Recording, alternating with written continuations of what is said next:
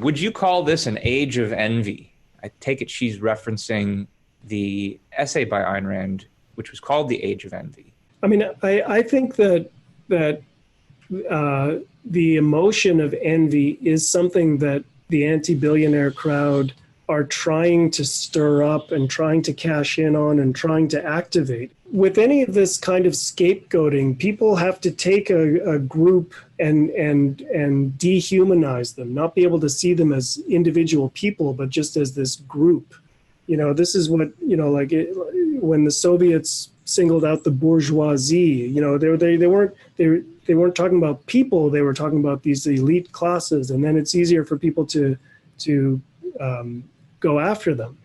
And I think envy is an emotion that fuels that kind of phenomenon. So, you know, I don't know whether it's an age of envy, but I mean, Ayn Rand has an article called The Age of Envy, where she talks about the phenomenon of envy, and she talks about a particular variant, a particularly ugly variant of it, which is it's resentment of people for their success. She called it hatred of the good for being the good. You know, so you can follow up by exploring what she talks about in that article. Yeah.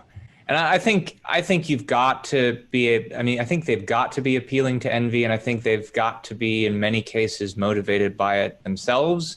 And part of the evidence for that is that if you truly soaked all the rich in the way that they wanted to and just confiscated their fortunes outright, it would pay for, you know, a few years of the kinds of social programs that they want to establish. So if those programs get established, they're going to have to be funded by the bulk of the population.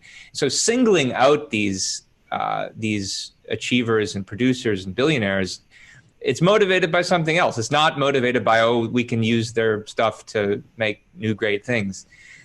It's motivated by, as you say, a desire to scapegoat, and that's because people get a perverse kind of pleasure in seeing somebody torn down, even when they aren't going to get anything from it of substance in return. And of course, it can't be anything of substance in return because, as we've already discussed, these people are already giving us great things, and if we soak them or abolish them, they'll stop. That's when we'll lose the benefits.